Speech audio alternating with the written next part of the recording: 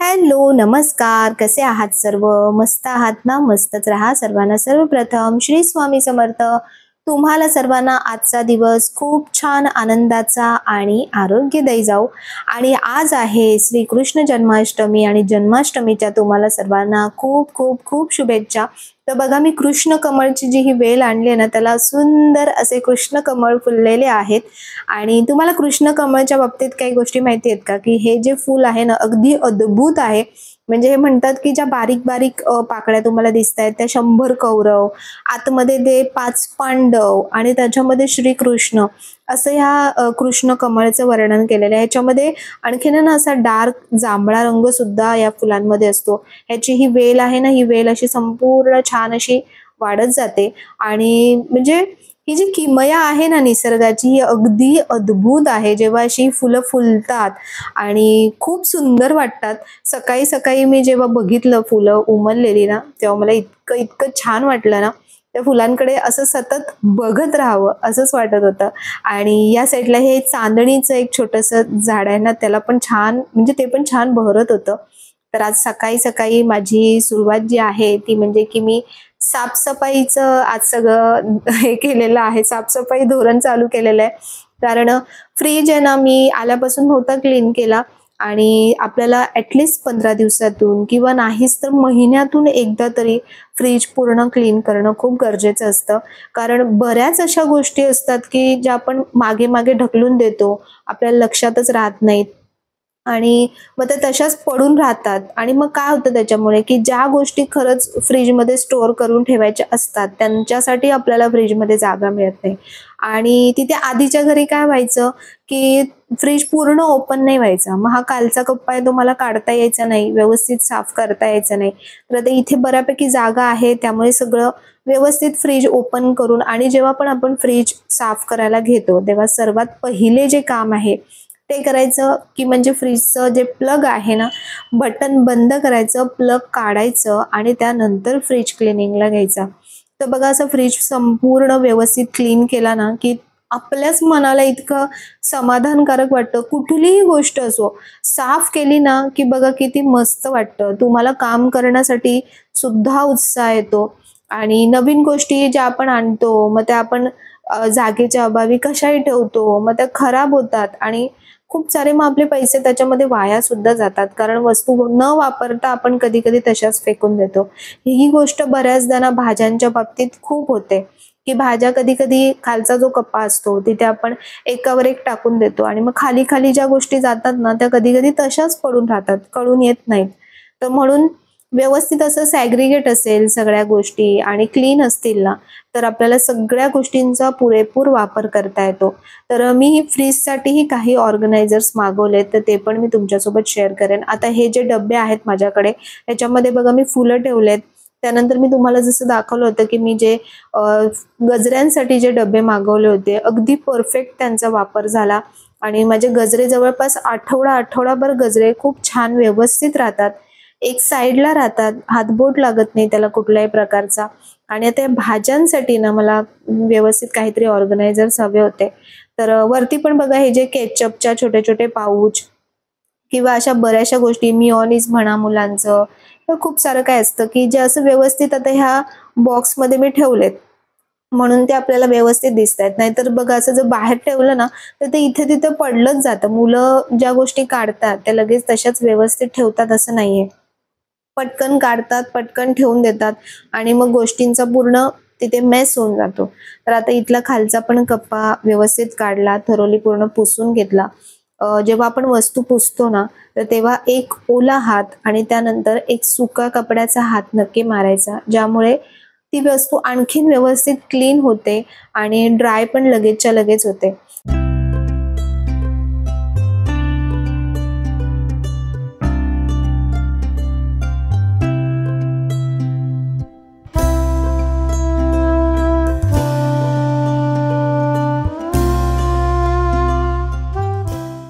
हे कंटेनर्स मी मागे मागवले होते. आणि काही कंटेनर्स मी ड्रेसिंगच्या इथे ठेवले, काही मी बाथरूममध्ये ठेवले आणि 2 मी इथे ठेवले. तर एका ताईंनी विचारलं होतं, की "ताई तुझा फ्रिज कुठल्या कंपनीचा आहे?" तर हा LG कंपनीचा फ्रिज आहे आणि हा ड्युअल फ्रिज आहे. तर ड्युअल फ्रिज म्हणजे काय? तर वरचा हा जो बर्फाचा सेक्शन असतो ना, हा तुम्ही नॉर्मल फ्रीजमध्ये कन्व्हर्ट करू शकता. त्याला खाली असे बटन्स दिलेले असतात, की जो तुम्ही म्हणजे जेव्हा तुम्ही कन्व्हर्ट करता ना, तेव्हा मग ह्याच्यामध्ये बर्फ जमा होणार नाही. हा जो वरचा भाग आहे, हा तुमचा नॉर्मल खालचा जसा फ्रीज असतो ना, तसंच काम करतो. तर मला आमच्याकडे कसं आम्ही बर्फाचा जास्त वापर होतच नाही.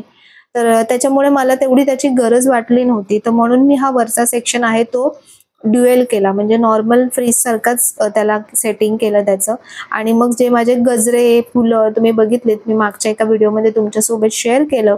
तर ते मी तिथे सगळं ऑर्गनाइज केलं. बेडवरती ना नेहमी हे जे बेडच्या मागचा हा जो हेडबोर्डचा पार्ट असतो, तर परत गादी या सगळ्या गोष्टींमध्ये खूप सूक्ष्म धूळ जमा होते, पण ती आपल्याला आपल्या डोळ्यांनी कधी-कधी दिसत नाही. आणि माझ्याकडे सध्या तरी असा खूप चांगला असा काहीच म्हणजे व्हॅक्यूम क्लीनरच नाहीये, चांगला म्हणण्यापेक्षा व्हॅक्यूम क्लीनरच नाहीये. तर त्याच्यामुळे ते क्लीन करायला थोडंसं अवघड जात होतं. तर म्हणून मी हा एक ब्रश मागवला आणि हा ब्रश ना खरंच मल्टीपर्पज आहे. म्हणजे त्याच्यामध्ये लिहिलं होतं की मल्टीपर्पज आणि त्याचे जे ब्रिसल्स आहेत ना ब्रशचे ते अगदी हार्ड पण नाहीयेत आणि अगदी सॉफ्ट पण नाहीयेत. तर बऱ्याच कामांसाठी वापरता येतो. तर म्हणून मी गादीवरती झाडून बघितलं तर वरची बरीचशी धूळ निघते. समोर जो हेडबोर्ड आहे, हेडबोर्डची व्यवस्थित धूळ निघते. कारण तो आपण डायरेक्ट ओल्या फडक्याने वगैरे पुसू नाही शकत. त्याच्यावरती मग डाग दिसतात, डाग जमा होतात. ते जे मटेरियल आहे ना, तर जे सोफ्यासाठी जे मटेरियल वापरतात ना, त्या मटेरियलपासूनच ते बनवलेलं आहे. तर ह्याच्याने तुम्ही पडदेसुद्धा वरच्यावर झाडू शकता. आणखीन मी पुढे तुम्हाला दाखवेन, की ज्या ग्रिल्स आपल्या स्लायडिंग सोबत ज्या जाळ्या असतात, तर त्या जाळ्यांसाठी सुद्धा ह्याचा खूप मस्त वापर होतो. तर असं पूर्ण बेड संपूर्ण व्यवस्थित मी झाडून घेतला. त्यानंतर दुसरी गोष्ट ती म्हणजे की बेडशीट्स. तर आपल्या ज्या बेडशीट्स असतात ना, त्या आपण 2-3 दिवसांनी ना सतत बदलत राहिल्या पाहिजे. निदान आठवड्यातून एकदा तरी आपण बदलल्याच पाहिजे. कारण काही म्हटलं तरी आपण त्याच्यावर झोपतो, बसतो, उठतो आणि खूप सारी धूळ सुद्धा येत असते.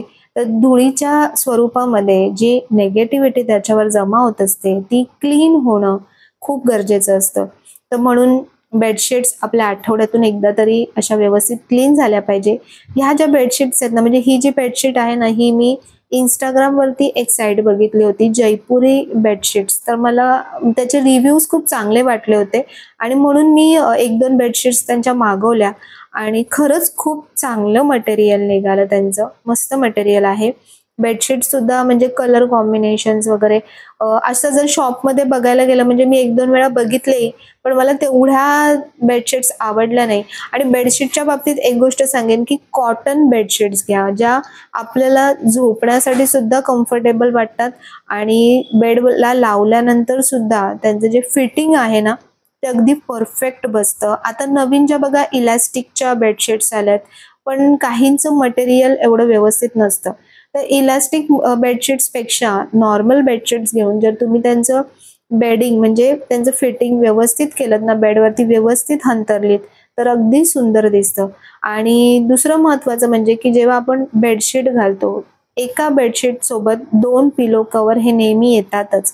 तर त्या बेडशीट सोबत तुम्ही मॅचिंग जे पिलो कव्हर्स असतात, ते तुम्ही रेग्युलर चेंज केलेत, तर आणखीन छान आणि आपल्याला घरामध्ये नेहमी वातावरण हे फ्रेश वाटतं.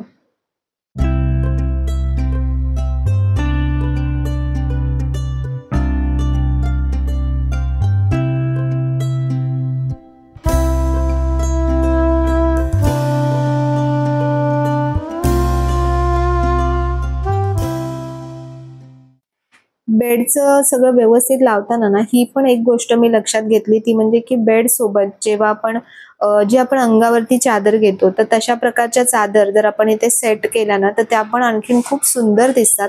ही अशी चादर आहे ना, मला म्हणजे ब्लँकेट्स आपण म्हणतो. तर आमच्याकडे तर म्हणजे 12 महिने ब्लँकेट्स वापरले जातात आणि हे जे ब्लँकेट तुम्हाला दिसतंय ना, तर हे निष्ठा जेव्हा लहान होती ना, हे तेव्हाचं ब्लँकेट आहे. DMartमधून मी घेतलं होतं.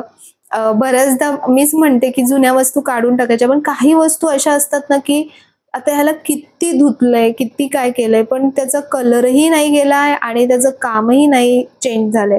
तर त्याच्यामुळे ते ब्लँकेट सध्या तरी तसंच आहे. पण आणखी नवीन मी एखादं छान ब्लँकेट घ्यायचा माझा विचार आहे. तर अशा प्रकारे बघा बेड खूप मस्त सेट केलाय आणि छान वाटतं. आणि याचं म्हणजे बेडशीट्स आहेत ना, ह्यांचं फीलच खूप छान आहे, खूप मस्त आहे. दुसरी गोष्ट सध्या मला आता क्लिनिंगसाठी होती ती म्हणजे की ह्या जाळ्या, म्हणजे बेडरूमच्या ह्या खिडक्या आहेत ना, प्रत्येक खिडक्यांना ना मी 2-2 जाळ्या लावून घेतल्यात. कारण मग 2 जाळ्या लावल्या ना, तर उजेडही तेवढाच येतो घरामध्ये आणि हवाही तेवढीच येते. तर म्हणून 2 जाळ्या लावल्या खरं, पण त्यांची साफसफाई करण्याचं काम माझंच वाढलंय. कारण ह्या जाळ्यांमध्ये खूप सारी धूळ जमा होते. तर व्हॅक्यूम क्लीनर तर नाहीये आणि मी पुसून बघितलं, म्हणजे रुमाल थोडासा ओला करून वगैरे पुसून बघितलं, तर काय होतंय की जाळ्यांमधली जी धूळ आहे ना, ती आणखीन चिकट होते आणि कधी-कधी जाळी त्यामुळे गंजते सुद्धा. तर म्हणून हा ब्रश मी वापरून बघितला आणि खरं सांगू तुम्हाला इतका मस्त काम केलं ना या ब्रशने, की जाळीमधली अगदी जी पातळ म्हणजे बारीकच्या बारीक जी धूळ आहे ना, ती पण इझिली ब्रश पूर्ण क्लीन करत होता. तर हा ब्रश आहे ना, मस्त तुम्ही अशा प्रकारे वापरून नंतर परत लिक्विडमध्ये तुम्ही वॉश करून तुम्ही इतर वेगवेगळ्या कामांसाठी वापरू शकता. ब्रिसल्स सुद्धा त्याचे अगदी व्यवस्थित आहेत, खराब होत नाहीत. तर ही जाळी व्यवस्थित क्लीन केली नाहीतर काय होतं ना, की आपले पडदे ह्याला लागून असतात. तर तीच जाळीची धूळ सतत मग आणखीन घरात येत राहते. आणखीन पडद्यांना लागत राहते. त्यामुळे पडदे सुद्धा आपले खराब होतात. तर म्हणून या जाळ्या वेळच्या वेळी साफ करणं खूप महत्त्वाचं असतं. कारण या जाळ्यांमधूनच हवा पास ऑन होत असते. जर तुमच्या जाळ्यांमध्ये धूळ असेल, धूळ अडकलेली असेल, तर हवा व्यवस्थित आपल्या आतमध्ये व्हेंटिलेशन प्रॉपर राहणार नाही. तर बघा अशा प्रकारे अगदी वरचे वर म्हणजे आठवड्यातून एकदा किंवा आणि एवढं इझी आहे ना, हे हँडी आहे एकदम, की मुलं सुद्धा करू शकतात. मुलं बसलेली असतील किंवा काय, तर त्यांच्या हातात जरी तुम्ही दिलत, तरी ते मुलंही छान करायला सुद्धा म्हणजे असं व्यवस्थित चांगलं वाटतं आणि होत असेल ना एखादी गोष्ट व्यवस्थित, तर ती करताना आणखीन जास्त समाधान मिळतं. तर बघा मी तुम्हाला दाखवते, की बघा किती धूळ आहे ती याच्यामध्ये जमा होते आणि खाली सुद्धा ही फक्त सुरुवात आहे. आता मी पुढे तुम्हाला दाखवते, की केवढी सारी डस्ट याच्यामध्ये जमा होती. तर जाळी फक्त आतल्या बाजूने नाही, तर बाहेरच्या बाजूने सुद्धा व्यवस्थित क्लीन होणं तेवढंच महत्त्वाचं असतं. तर ह्या गोष्टी म्हणजे रेग्युलर गोष्टी आहेत, रोजच्याच गोष्टी आहेत. पण मी ही तुमच्यासोबत का शेअर करते? कारण बऱ्याच जणांना बऱ्याच गोष्टी अगदी सोप्या-सोप्या गोष्टीसुद्धा त्यांचे ऑप्शन्स माहीत नसतात आणि आपल्याला जर काही चांगली गोष्ट मिळते, तर ती दुसऱ्याला सुद्धा ईझी पडावी, सोपी पडावी आणि ही अगदी सोपी पद्धत मला वाटली. तर म्हणून म्हटलं चला हे पण तुमच्यासोबत शेअर करू. इथे आता प्रत्येक रूममध्ये 2-2 जाळ्या आहेत. तर एकाच दिवशी सगळं साफ करणं काही शक्य होत नाही. तर त्याच्यामुळे एक-एक दिवस म्हणजे एक किंवा एक-एक आठवड्यामध्ये जरी आपण रेग्युलर एक-एक साइडची जाळी जरी क्लीन केली ना, तरी आपल्या सगळ्या जाळ्या व्यवस्थित क्लीन राहतील. म्हणजे फक्त सणासुदी कुठली गोष्ट न करता मध्ये-मध्ये जर आपण ह्या सगळ्या गोष्टी करत राहिलो, तर खूप व्यवस्थित क्लीनिंग म्हणजे घर एकंदर स्वच्छ दिसतं. तर बघा तुम्ही किती धूळ निघाली याच्यातून. म्हणजे ही जी खाली स्लायडिंग आहे ना, ह्याच्यामध्ये सुद्धा धूळ जमा होते. तर ती स्लायडिंगची जी धूळ आहे ती मी बाहेर तर काढली, पण अजून बरीचशी धूळ त्याच्यामध्ये जमा होते आणि ती मला काढायला त्याच्यातून जमत नव्हती. पेपर घेऊन किंवा थोडं-थोडं काढून त्यातून ती धूळ बाहेर काढली. पण अजून एक परफेक्ट स्लायडिंगची धूळ काढायची असेल ना, तर त्याच्यासाठी मला वाटतं आपल्याला व्हॅक्यूम क्लीनरच लागेल. व्हॅक्यूम क्लीनरने होईल. माझ्याकडे पूर्वी एक व्हॅक्यूम क्लीनर होता, पण तो काम कमी आणि आवाज खूप जास्त करायचा आणि गरम पण खूप व्हायचा. तर म्हणून मी तो बंद केला. म्हणजे मला टाईम पण खूप जास्त जायचा त्याच्यामध्ये आणि जो पर्पज आहे, जो हेतू आहे, तो त्याच्यामध्ये काही साध्य होत नव्हता. तर म्हणून मग नंतर विचार केला नको आपला हातच बरा. तर म्हणून अशा दृष्टीने पण आता काही गोष्टींसाठी म्हणजे जास्तीची क्लीनिंग असेल, जेव्हा एखादी स्लायडिंग असेल तेव्हा ठीक आहे. पण सगळ्या स्लायडिंग एवढ्या क्लीन करणं सतत आपल्याला जमणार नाही. तर त्याच्यासाठी एखादा चांगला व्हॅक्यूम क्लीनर मला घ्यायलाच लागेल. तर मी तुम्हाला दाखवते, की एवढ्याशा जाळीमधून आणि याच्यामधून बघा किती सारी धूळ निघाली. या ब्रशने ना अगदी मस्त काम केलं. बघा केवढी धूळ होती.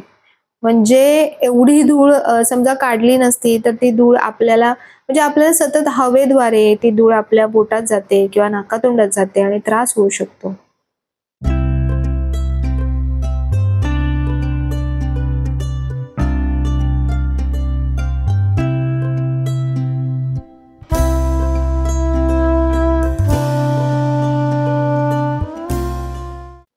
तर हल्ली माझं हे सगळं मागवणं प्रकरण तर चालूच आहे. म्हणजे सारख्या काही ना काही गोष्टी मी मागवत राहते. तुम्हीही मला म्हणता. पण सध्या माझ्याकडे काही ऑप्शन नाहीये. मला हे मागवावंच लागेल. कारण नवीन ठिकाणी आपल्याला नवीन काही गोष्टी सेट करायच्या असतील, तर त्याच्यासाठी या सगळ्या गोष्टी लागतातच. आणि हे जे ऑर्गनायझर्स आहेत ना, तर हे मी वेगवेगळ्या ठिकाणांसाठी म्हणजे ड्रॉवर्स म्हणा किंवा जसं मी तुम्हाला दाखवलं, की त्या दिवशी मी देवाच्या इथला ड्रॉवर सेट केला. तर हे ऑर्गनायझर्स तुम्ही जे आपली कटलेरी सेक्शन असते ना, त्याच्यासाठी सुद्धा वापरू शकता. त्याच्यासाठी सुद्धा मस्त आहे किंवा तुम्ही ड्रेसिंग टेबलमध्ये वेगवेगळ्या प्रकारे यूज करू शकता. याच्यामध्ये बघा साइडला ना अशी हे आहे, खाचे आहेत, की एकामध्ये एक आपल्याला हे असे अटकवता पण येतात. तर ऑप्शन खूप मस्त आहे याच्यामध्ये आणि बघा एवढं सेक्शन आहे याच्यामध्ये. तर ज्यांना किचन ट्रॉलीजमध्ये सुद्धा कटलेरीचं ऑप्शन हवं असेल, तर ते सुद्धा अशा प्रकारचे हे अ, म्हणजे ऑर्गनायझर्स वापरू शकतात किंवा किचनचे किंवा कुठले छोटे-छोटे आपले ड्रॉवर्स असतात त्याच्यामध्ये सुद्धा वापरू शकता. तर हे डब्बे ना मी आधी सुद्धा मागवले होते अरिस्टोचे. तर हे मला खूप आवडले. म्हणजे आधी जे मी मागवले होते ते देवांच्या वस्त्रांसाठी वगैरे मागवले होते. आता मी ही वेगवेगळ्या गोष्टींसाठी मागवलेत. म्हणजे ड्रेसिंग टेबलमध्ये काही लागतील मला, काही किचनमध्ये लागतील, काही ड्रॉवर ऑर्गनायझेशनसाठी लागतील किंवा काही आता सध्या वस्त्र वगैरे भरपूर वाढले तर त्यांच्यासाठी लागतील. तर म्हणून हे छोटे-मोठे डब्बे मी मागवले. एकत्र काही मी एवढे सगळे वापरणार नाहीये, पण तो घेताना पूर्ण सेटच आपल्याला घ्यावा लागतो आणि तितकासा महाग नाहीये. व्यवस्थित रिझनेबल आहे. तर म्हणून मी मागवले, की जसं-जसं मला यूज पडेल तर तसं-तसं मी ते सेट करत जाईन. त्यानंतर हे छोटे असे उभे ऑर्गनायझर्स मागवले. जे मी मगाशी तुम्हाला दाखवलं, की भाज्या ज्या होत्या त्या अशा मेसी सारख्या राहतात, पडून राहतात फ्रिजमध्ये. तर त्याच्यासाठी मला काही असे कंटेनर उभे हवे होते, की भाज्या व्यवस्थित त्याच्यामध्ये खाली सेट करून ठेवता येतील, की ज्या समोर-समोर दिसतील. आता पूर्वी काय होतं, की पूर्वी समोरच माझ्या इथे खाली उतरलं, की भाजीवाला असायचा. तर रोजच्या रोज भाजी येता-जाता सुद्धा आणता येत होती. पण आता इथे तसं होत नाही. इथे थोडंसं लांब पडतं. तर त्यामुळे मी 3-4 दिवसांच्या किंवा आठवड्याभराच्याही भाज्या आणून ठेवते. तर गोष्टी जर व्हिजिबल असतील ना, तर त्या आणखीन व्यवस्थित राहतात आणि पुरेपूर वापरल्या जातात. तर म्हणून हे मी ऑर्गनायझर्स मागवलेत. दुसरे हे जे ऑर्गनायझर मागवलेत, तर हे पण भाज्यांसाठीच मागवलेत किंवा आपण काकडी म्हणा, गाजर म्हणा, असे जे सलाड्स असतात, ते आपण मागवतो. बीटरूट म्हणा आणि काय होतं ना, आपण मागवतो आणि ते आणून फ्रिजमध्ये तसंच इथे-तिथे कुठेतरी पडून राहतं आणि मग नंतर कधी-कधी खराब झाल्यानंतर ते आपल्याला दिसतं. तर म्हणून त्या दृष्टीने मी हे ऑर्गनायझर्स मागवले आणि खूप मस्त आहेत. मला आवडले. की याची जी म्हणजे आतमध्ये जागा आहे ना, स्पेस आहे ना, तो खूप चांगला आहे. तर हे सगळे काही मी एका वेळेला वापरणार नाहीये. जसे मला लागतील तसे मी यूज करणार. तर आता पहिले सध्या हे सगळं मी साफ करून ठेवणार. याच्यामध्ये सुद्धा बघा हा 6चा पूर्ण सेट होता, या ऑर्गनायझर्सचा. भाज्या ज्या आपण आणतो त्याही आपण याच्यामध्ये स्वच्छ करून व्यवस्थित ठेवू शकतो. आणखीन एक गोष्ट जी मागवलेली ती म्हणजे की ही टेप मी मागवली. आपण मोजण्यासाठी लागते ती. कारण आता घरामध्ये ना बऱ्याचशा गोष्टी ज्या आहेत त्या व्यवस्थित मोजून मापून जरी आपण ऑनलाईन मागवलं किंवा कुठल्याही साईटवरून मागवलं, पण काय होतं कधी-कधी आपण व्यवस्थित जर मेजरमेंटने घेतलं नाही, तर मग आणल्यानंतर वस्तू कधी-कधी रिटर्न करावी लागते. आणि याला खूप मस्त ऑप्शन आहे बघा, इथे लॉकचं ऑप्शन आहे. की तुम्ही ते लॉक केलत ना, की ते हलत नाही. म्हणजे पर्टिक्युलर मेजरमेंटवरती तुम्हाला ते लॉक करायचं असेल, तर तुम्ही लॉक करू शकता. तर ह्याची 5 मीटरची ह्याची म्हणजे ही पट्टी आहे आतमधली. 5 मीटरपर्यंत आपण मोजू शकतो. म्हणजे आपल्याला पडदे म्हणा किंवा काहीही घरामध्ये तुम्हाला एकंदर काही वस्तू घ्यायची आहे, काही चेक करायचं आहे, तर ही गोष्ट नेहमी लागते आणि स्केलमध्ये एक लिमिटेशन्स येतात मोजण्यासाठी. तर म्हणून मला ही पट्टी हवीच होती, म्हणजे ही टेप हवीच होती. तर चला असं सगळं हे काय-काय मी मागवलं ते तुमच्यासोबत शेअर केलं. जसं-जसं हळू-हळू सेट करेन, तसं-तसं सुद्धा शेअर करेन. आणि तुम्हाला व्हिडिओ कसा वाटला, आवडला असेल तर नेहमीप्रमाणे लाईक करा, शेअर करा, सबस्क्राईब करा. पुन्हा भेटूया आपण उद्याच्या नवीन व्हिडिओमध्ये. तोपर्यंत सर्वांना बाय आणि सर्वांना श्री स्वामी समर्थ.